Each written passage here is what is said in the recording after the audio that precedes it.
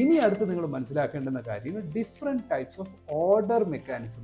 ഏതൊക്കെ തരത്തിലാണ് നമുക്ക് ഓർഡേഴ്സിനെ എക്സിക്യൂട്ട് ചെയ്യാമെന്നുള്ളതാണ് നമ്മുടെ ഇവിടുത്തെ ഇമ്പോർട്ടൻ്റ് ആയിട്ടുള്ള നമ്മൾ പഠിക്കേണ്ട അടുത്ത കാര്യം. അതായത് ഒരേ ഇൻസ്ട്രുമെൻറ്റിന് തന്നെ നമുക്ക് വ്യത്യസ്ത തരം ഓർഡേഴ്സിൽ നമുക്ക് എന്ത് ചെയ്യാം, ഓർഡേഴ്സ് എക്സിക്യൂട്ട് ചെയ്യാം. ഒന്ന് മാർക്കറ്റ് ഓർഡർ.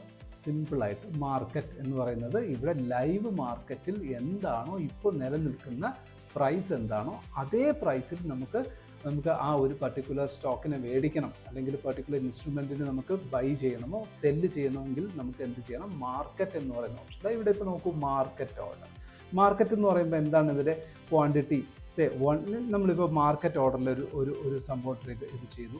അതിൽ മാർക്കറ്റ് ഓർഡറിൽ ഞാനിപ്പോൾ ഈ ഒരു ഇതിലിപ്പോൾ മാർക്കറ്റ് എന്ന് കാണിക്കുന്നുണ്ടോ, മാർക്കറ്റ് ഇവിടെ ലോക്ക്ഡായിട്ട് കാണിക്കുന്നത്. ഇതിനർത്ഥം എന്താണ്? ഇപ്പോൾ the current running price 2963, 2963, 64 range കാണിക്കുന്നുണ്ട്.